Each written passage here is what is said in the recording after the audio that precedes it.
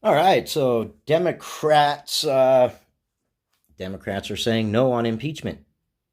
Let's get into it. Behind closed doors, I'm a fool for your love.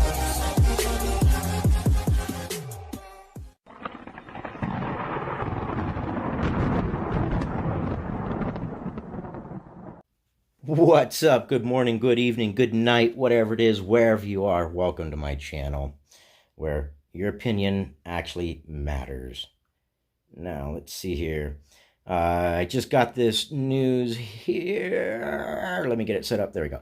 So I just got this news here. I was getting ready to kind of lay down for a bit, but this came out. Figured I'd share it, get it out there. That way discussions can be started on it. I checked this story out on both Fox News. I wanted to get their spin on it. CNN News. I wanted to get their spin on it. MSNBC and the Daily Caller. I picked the one that was mostly in the middle, the Daily Caller. I'll read it and we'll discuss it as I read it. Daily Caller, Democrat representative. Some Democrats quietly concerned about impeachment want to move on. Democratic New Jersey Representative Jeff Van Drew said some Democrats are privately concerned about the ongoing impeachment process and want to move on. Speaking to Maria Bertiroma on Fox News, Sunday Morning Futures, Van Drew, who along with Minnesota Representative Colin Peterson, was one of only two Democrats to vote against formalizing the impeachment inquiry. Out of all the Democrats, two. And he said, the end game is well known unless something new and amazing emerges to incriminate President Donald Trump. In other words, they're not going to impeach him, not unless something drastic comes out, some big evidence, because they don't really have evidence. They have someone who heard something from someone else who said that they heard it over a phone call. Okay? That is literally the definition of hearsay. One, at least, of the definitions of hearsay. Continuing, Van Drew told Bartiromo that he expects to vote no on eventual impeachment unless there's something new and something we haven't heard, something that really rises to the level of treason or high crime. But we don't see that, he said. Of course they don't, because everything is so secretive. The Democrats are like circling the wagons, and it's got to make you wonder. If they had nothing to hide, why don't they just say, here's everything, and just blow it out of the water? If they had it, they hate Trump so much that you would think that they would just unleash all cannons. They would go in all guns blazing. Here's our star witness. Here's the whistleblower. Here's everything in a nutshell. Bam! Eat it. You know? Let's see. You know, our founding fathers had vigorous debate of whether they would even allow impeachment in the Constitution, which they did. They weren't going to allow impeachment in the first place, but then they were convinced that impeachment capabilities were a good idea. You don't want to be able to have a president who's going to become a tyrant. You had to be able to have things in place to make sure that the powers that be feared the people. The right to bear arms being one of them. The government can't fear an unarmed populace now, can they? Let's see here. We see a little different variations. Hearsay discussions. Somebody heard something that somebody else said. Impeachment. You know that our founding fathers had vigorous debate of whether they would even allow the impeachment in the Constitution. You don't disenfranchise voters.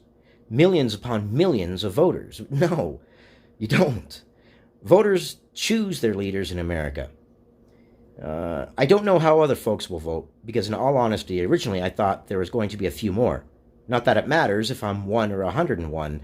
I do what I believe is right, which is what you should do. And you should speak up about what you believe is right. And you shouldn't let things like unequal application of the law apply, which is what I see here. I watched the entirety of the hearings, from every second of it, from beginning to end, and it was like watching paint dry. Thank you very much. I'm kidding. I kind of like this stuff. But This one was particularly boring because nothing came out. And every time they said, this was a bombshell, this was a bombshell, I'm thinking, wait a second, I watched that. There was no bombshell. What bombshell was there? He fired the ambassador to Ukraine. And then he had the gall to say that she didn't do her job well. Okay, well, how is that intimidating a witness saying that she was shitty at her job? How is that intimidating a witness?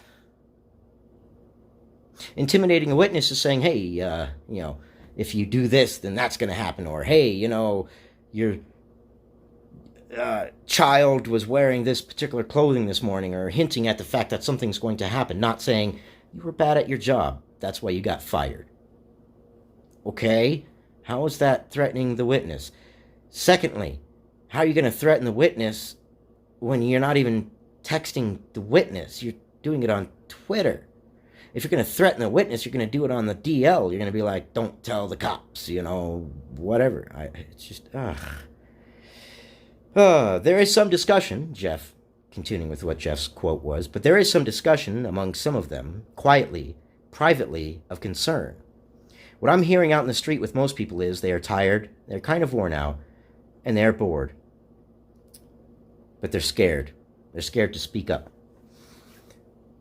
Kind of reminds me of the 2016 election when all polls said that Hillary Clinton would win with a landslide. Well, I wonder why all the polls were so askew. And I have heard nearly anybody mention it. The polls are so askew because a lot of people were scared to admit they were voting for Donald Trump. So you had a bunch of people saying, no, I'm voting for Hillary. When that curtain closes over the voting booth, they're voting for Donald Trump. And then they come out, yeah, I voted for Hillary. Okay. So, the one side has the other side so scared that they don't even want to speak up on what's right, on what's true. Because they control the Twitter paparazzi, and they can get people fired, and outrage culture, and it's absurd. Everything's turned into a political weapon, and nobody wants to hear what the other side is saying. And everything is so partisan, and everything's on party lines that it's absurd. And it seems like we're at a point in time where people are refusing to even go in with the idea that, okay, maybe I will change my opinion or my point of view. And that is a powerful thing, being able to change it. And then the spin on everything, Schiff, okay?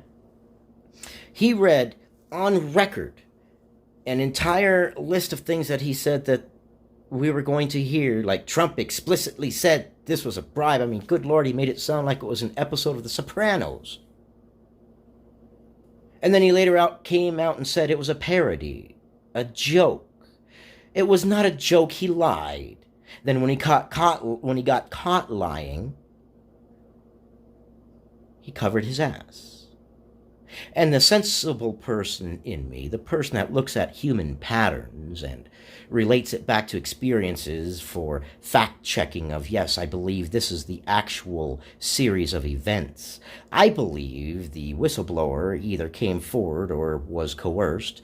Perhaps he really wasn't a whistleblower, perhaps he is. That I don't know, but I believe he told Schiff that explicitly this was going to happen, because at the moment, Schiff was getting exactly what he wanted to hear, and the whistleblower was getting the attention that they wanted.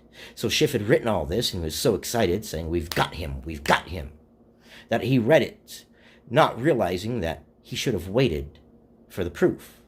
I believe in his opinion, he thought that what he read originally into record was what happened.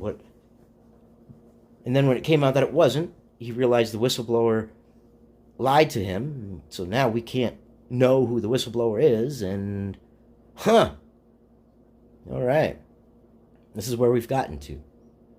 Give me a thumbs up, give me a thumbs down, give me a comment, give me a share, give me something, because this is absurd, and I could use some pick-me-ups from watching that paint dry of a hearing. Just everything.